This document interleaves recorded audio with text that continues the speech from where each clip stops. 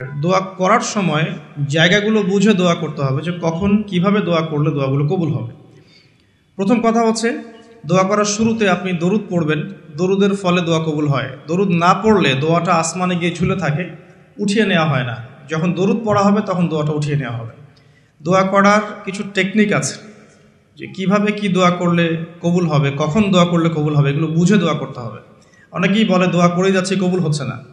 কিছু বিষয় আছে হয়তো এই কারণে হচ্ছে না, হয়তো বা আল্লাহ পাক চাচ্ছেন এটা আপনার জন্য পরে পাওয়া উত্তম, সেই জন্য আপনি এখন পাচ্ছেন না। হয়তো বা আল্লাহ পাক আপনাকে পরকালে দিবেন বলে জমা রেখেছেন, হয়তো এই জন্যে পাচ্ছেন না। অথবা হয়তো আপনার আকীদায় শিরক আছে, হয়তো এই জন্য হচ্ছে না। হয়তো বা আমলে বেদায়াত আছে, এই কারণে হচ্ছে না। অথবা আপনার রিজিকে কোনো হারাম কিছু আছে, মেবি এই কারণে আপনার দোয়া কবুল হচ্ছে না। অথবা আপনি তাড়াহুড়া করছেন। তাড়াহুড়ার ব্যাখ্যায় নবী সাল্লাল্লাহু আলাইহি ওয়াসাল্লাম বলেছেন যে মানুষ বলে আমি দোয়া করেই গেলাম, আমার দোয়া কবুল হলো না। তো আমরা জেনে নিব যে কোন কোন জায়গায় কিভাবে দোয়া করলে দোয়া কবুল হবে। এই বইটার মধ্যে সবই দেয়া আছে, হিসনুল মুসলিম বইটার মধ্যে। তারপর আমি বলছি আমার ব্যক্তিগত ইলম থেকে কিছু কথা, সেটা হলো দোয়া করার আগে অবশ্যই আল্লাহর প্রশংসা করবেন, অ্যাটলিস্ট একবার আলহামদুলিল্লাহ বলে হাত তুলবেন। তারপরে আপনি নবী সাল্লাল্লাহু আলাইহি সাল্লামের কাছে উপরে একবার দরুদ পড়বেন।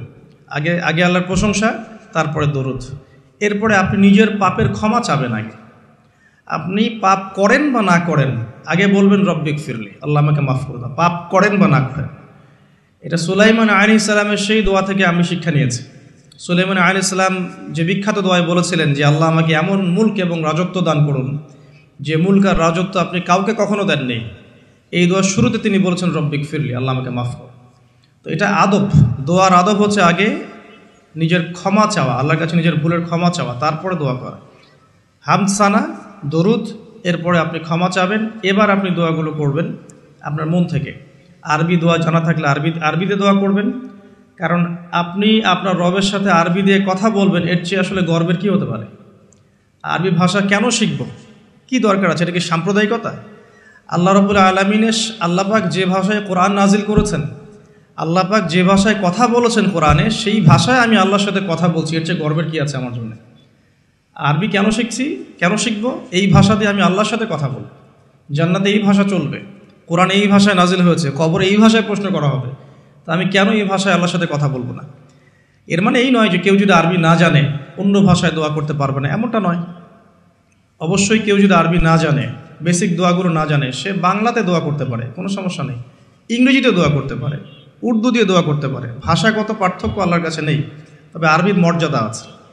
আর এটা আমার কাছে গর্বের বিষয় মনে হয় যে আমি আরবি দিয়ে আমার রবের সাথে কথা বলতে পারছি, আমি আরবি দিয়ে কথা বলছি। এবং আরবি দিয়ে দোয়ার ক্ষেত্রে আপনি এত ভালো করে মনের ভাব প্রকাশ করতে পারবেন অল্প শব্দে, যেটা হয়তো অন্য কোনো জায়গায় সম্ভব নয়।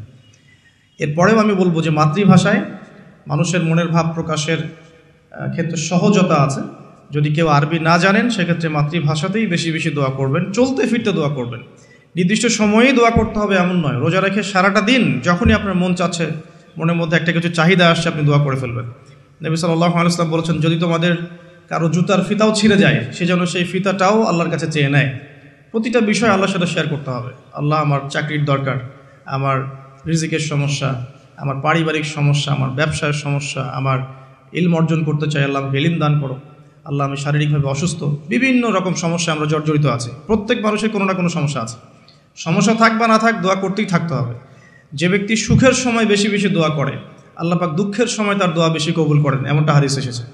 যে ব্যক্তি সুখের সময় ভালো আছে, এখন আমার ফিজিক্যাল আমি ফিট, এখন আমি আল্লাহ পাকের অসীম নিয়ামতের মধ্যে আছি, বাড়ি গাড়ি টাকা করি, আত্মীয় স্বজন, স্ত্রী সন্তান সবই আছে, আমার কোনো কিছুর অভাব নাই। এরকম সুখের সময় যে ব্যক্তি বেশি বেশি দোয়া করবে, ইস্তেগফার করবে, ক্ষমা চাবে, আল্লাহ পাক দুঃখের সময় সেই বান্দার পাশে থাকবেন ইনশাআল্লাহ। আর সবচেয়ে বড় দুঃখের দিন তো কিয়ামতের দিন, আল্লাহ পাক সেদিন ইনশাআল্লাহ আমাদের সাথে থাকবেন ইনশাআল্লাহু তাআলা। দোয়ার আগে এই আদবগুলো মেনটেন করবেন। বাংলা ভাষায় দোয়া করেন যদি আরবি না জানেন। আর আরবি জানার দিকে আমি বেশি জোর দিচ্ছি, আরবি জানলে বেশি ভালো হয়। 3 ব্যক্তির দোয়া ফেরত দেওয়া হয় না। একজন মুসাফির, যে ব্যক্তি সফরের মধ্যে আছে, আল্লাহর কাছে দোয়া করলেই দোয়া কবুল হবে ইনশাআল্লাহ।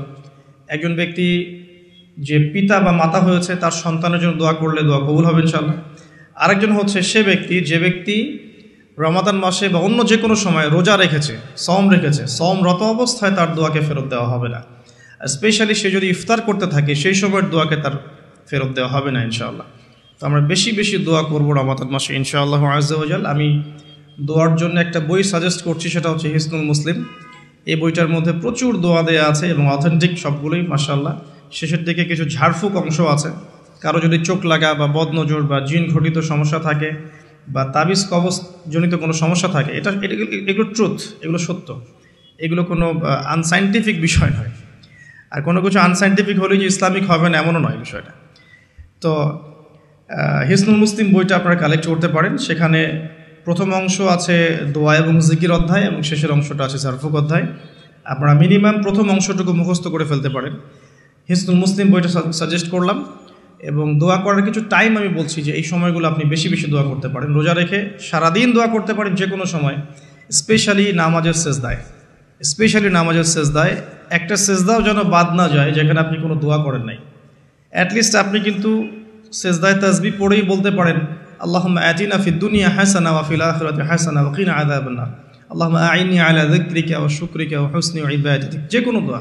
আল্লাহুম্মা আনতাস সালাম ওয়া মিনকাস সালাম ফাহাইয়িনা রাব্বিনা বিস সালাম, আল্লাহুম্মা ইন্নী আসআলুকাল হুদা ওয়াত তুকা ওয়াল আফাফা ওয়াল গিনা, কত দোয়া আছে।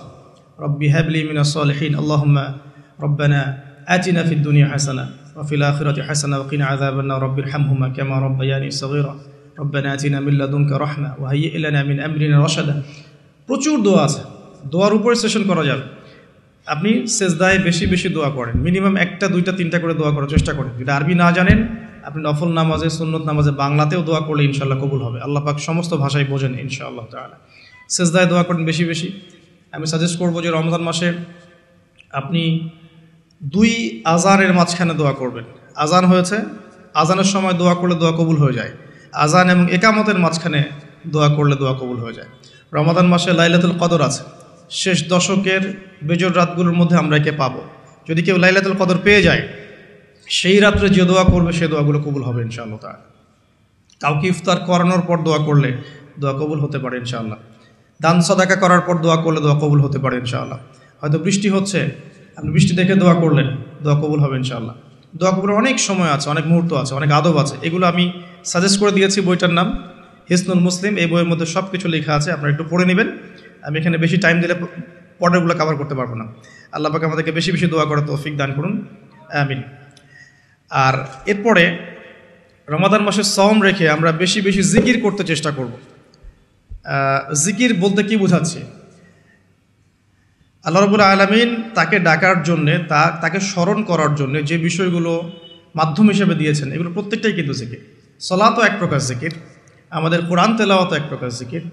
আমরা এইখানে জিকির বলতে যা বোঝাচ্ছে সেটা হচ্ছে ডেইলি কিছু জিকির আমরা করি, যেগুলোর মধ্য দিয়ে আমরা আমাদের জিহ্বাকে তরতাজা রাখবো, সিক্ত রাখবো। আমরা সবসময় আজে বাজে কথা বলার চাইতে এই কোরআনের কথা, হাদিসের কথা বা আল্লাহ পাকের তাসবিহ তাহলিল, এগুলো তো অভ্যস্ত হলে পরে দেখবেন রমাদানের সওমের আধ্যাত্মিকত্ব বাড়ছে ইনশাআল্লাহ। এটা আপনি প্রমাণিত যে আপনি 1টা ঘন্টা অহেতুক কথাবার্তা বলেন কারোর সাথে, আপনার মনের নূরগুলো নষ্ট হয়ে যাবে। এবং আপনি 1টা ঘন্টা চুপ করে থাকেন, দেখবেন চুপ করে থাকার ফলে আপনার মধ্যে অনেক চিন্তা আল্লাহর পক্ষ থেকে ইনস্টল হচ্ছে।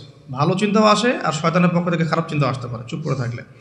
আর যদি আপনি বেশি বেশি জিকির করতে থাকেন, ফর এক্সাম্পল 100 বার সুবহানাল্লাহ, ফর এক্সাম্পল আলহামদুলিল্লাহ, আল্লাহু আকবার, লা হাওলা ওয়ালা কুওয়াতা ইল্লা বিল্লাহ, আস্তাগফিরুল্লাহ ওয়া আতুবু ইলাইহি, হাসবিয়াল্লাহু ওয়া নি'মাল ওয়াকিল। আপনি বলছেন লা ইলাহা ইল্লাল্লাহ অথবা লা ইলাহা ইল্লাল্লাহ ওয়াহদাহু লা শারীকা লাহু, লাহুল মুলকু ওয়া লাহুল হামদু ওয়া হুয়া আলা কুল্লি শাইইন কাদির, সুবহানাল্লাহি ওয়া বিহামদিহি, সুবহানাল্লাহিল আযীম অথবা সুবহানাল্লাহিল আযীম ওয়া বিহামদিহি। এরকম প্রচুর জিকির দেয়া আছে, কিন্তু এই বইয়ের মধ্যে দেয়া আছে। এগুলো যদি নিয়ম করে করি, আমরা একটা সময় ফিক্স করে করি যে আমি এই 1টা ঘন্টা ফজরের নামাজের পরে এই জিনিসগুলো করব, তাহলে কিন্তু আপনি আপনার রোজার মধ্যে ইফেক্টিভ বিষয়গুলো খুঁজে পাবেন। তবে আমি এটা সাজেস্ট করি যে আপনি চলতে ফিরতে এই কাজগুলো করবেন। ঢাকা শহরে আমরা যারা থাকি, আমরা জ্যামের সাথে অভ্যস্ত। আমি বলবো যে জ্যাম যেমন একটা আযাব আমাদের জন্য, আমরা মানে বস্তুবাদিতার পিছনে বেশি ছুটছি, তো আল্লাহ পাক এই জন্য আমাদের সময়টাকে খেয়ে ফেলছে। এত দ্রুত তুমি দুনিয়ার দিকে ছুটতে চাও, থাকো, বসে থাকো এখানে। যত বেশি ছুটবেন তত বেশি আল্লাহ পাক পিছিয়ে দিবেন। দুনিয়ার দিকে আপনি যত বেশি ছুটবেন, আপনাকে আল্লাহ পাক তত পিছিয়ে দিবেন। তবে মুমিনরা এটাকে নিয়ামত মনে করতে পারে। আপনি জ্যামে বসে 1 পারা কোরআন তেলাওয়াত করতে পারবেন। আমি চেষ্টা করি, জ্যামে বসে আছেন, আপনি এই তাসবিহ তাহলিলগুলো করতে পারেন। তাসবিহ একটা পকেটে রাখেন, আপনি বের করেন, জ্যামে বসে আছেন, 100 বার সুবহানাল্লাহ পড়তে আপনার 5 মিনিটও লাগবে না। 100 বার আলহামদুলিল্লাহ পড়তে পারেন বসে বসে, 100 বার আল্লাহু আকবার পড়তে পারেন, লা ইলাহা ইল্লাল্লাহ পড়তে পারেন, আস্তাগফিরুল্লাহ ওয়া আতুবু ইলাইহি 100 বার পড়তে পারেন, আল্লাহুম্মা সাল্লি আলা মুহাম্মাদ ওয়া সাল্লিম দরুদ পড়তে পারেন 100 বার। আপনি দেখবেন সময়টা কাজে লাগলো, আপনার কিন্তু সময়টা কাজে লাগলো, এবং আপনার মনের মধ্যে কিছু খারাপ চিন্তা চেতনা আসছিল, এটা দূর হয়ে গেল, মনটা শান্ত হলো, রিল্যাক্স থাকলেন, আল্লাহর নূর আসলো। এই কাজগুলোই একসাথে মিলে কিন্তু রোজাটাকে আপনার ইফেক্টিভ বানাবে। আগে শুধুমাত্র না খেয়ে থাকাটা আপনাকে খুব একটা রুহানিয়াত দিবে না। আল্লাহ পাক আমাদেরকে বেশি বেশি জিকির করার তৌফিক দান করুন। আমি তারপরে বলবো, সম রেখে ইস্তেগফার করতে হবে বেশি বেশি। ইস্তেগফার মানে আস্তাগফিরুল্লাহ ওয়া আতুবু ইলাইহি, এবং শুধু মুখে বলা নয়, বরং আমি একটা পদ্ধতি অবলম্বন করার চেষ্টা করছি, আমার কাছে এটা ইফেক্টিভ মনে হয়েছে বলে শেয়ার করছি। সেটা হলো, আমি চেষ্টা করছি যে আমার জীবনে যে পাপগুলো হয়েছে আমার দ্বারা, যেগুলো আমার মনে পড়ছে, বড় বড় পাপ আমার মনে পড়ছে, আপনি কিন্তু আপনার পাপ মনে করতে পারবেন, আপনি যে আপনি কী পাপ করেছেন, বড় বড় পাপ কিছু, সবগুলো হয়তো পারবেন না, কিছু কিছু পারবেন। তো একটা খাতা আমি নোট করার চেষ্টা করছি যে আমার জীবনে মেজর কী বড় বড় পাপ হয়েছে বলে আমার কাছে মনে হচ্ছে।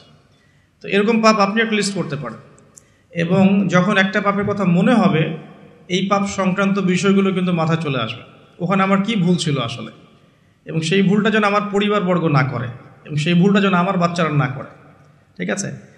তো আমরা মিউজিক শুনেছি, লিখেছি যে হ্যাঁ মিউজিক শুনেছি, হয়তো বসে বসে খেলা দেখেছি, তো এগুলো কাজ করেছে। রাস্তাঘাটে চলতে ফিরতে আমাদের নজর এদিকে ওদিকে চলে গিয়েছে। এমন কেউ নাই এখন এই বিশ্বে বসবাস করে যারা কখনো অনলাইনে ঢুকে একটা মেয়ের নগ্ন ছবি চোখে পড়েনি। এমনটা হয়েছে। আমরা কিন্তু নোট আউট করতেই পারি আমাদের পাপগুলো কী হয়েছে। নোট আউটগুলো করলে আমরা যেটা করতে পারি, এই রমাদানে ইন্ডিভিজুয়ালি একটা করে পাপের কথা মনে করে আল্লাহর কাছে মাফ চাইতে পারি। যদিও বা এভাবে বললেও হয়ে যায়, আল্লাহ আমার তুমি সমস্ত পাপ মাফ করে দাও, কিন্তু ইন্ডিভিজুয়ালি যখন বলবেন তখন আপনি ফিলটা পাবেন যে আমি ওই পাপটা করেছিলাম, এইটা ঠিক হয়নি, ওইটা ঠিক হয়নি। তখন ইনশাআল্লাহ তাআলা ইস্তেগফারটা পারফেক্ট হবে, এবং ইস্তেগফারের ভিতরে একটা প্রাণ আসবে ইনশাআল্লাহ। শুধু মুখে বলবো না যে আস্তাগফিরুল্লাহ ওয়া আতুবু ইলাইহি। তো আমি এটা চেষ্টা করছি লিখে ফেলার জন্য। তো এখানে দুটো বিষয় আসবে, একটা হচ্ছে আমার কিছু আল্লাহর সাথে জড়িত পাপ, এবং আল্লাহর সাথে জড়িত পাপগুলো কিন্তু মাফ পাওয়া খুব সহজ। মুখলেসভাবে তওবা করলেই আল্লাহ পাক মাফ করে দিবেন ইনশাআল্লাহ। এবং আল্লাহ রাব্বুল আলামিন এমনও বলেছেন যে আমি এই পাপগুলোকে নেকি দিয়ে পরিবর্তন করে দেব, এটা আল্লাহ পাক বলেছেন। আরেকটা বিষয় আছে, আল্লাহ পাকের কিছু হক নষ্ট করেছি, যেমন নামাজ, হয়তো একটা সময় নামাজ পড়ি নাই, একটা সময় রোজা রাখি নাই, একটা সময় দেখা গেছে কেউ জাকাত দেয় নাই ইত্যাদি। এগুলোর জন্যে দুটো অপশন, এখানেও দুটো অপশন। কিছু আলেম বলেছেন যে এর জন্যে খালেস তওবাই যথেষ্ট, এর কাফফারার দরকার নাই। আবার কিছু আলেম বলেছেন যে নামাজ যতগুলো কাজা হয়ে গেছে এগুলোকে হিসেব করে কাজা আদায় করে দেয়া। এরকম দুটো স্কুল অফ থট কিন্তু আছে, আমি এটা ঘাটাঘাটি করেছি।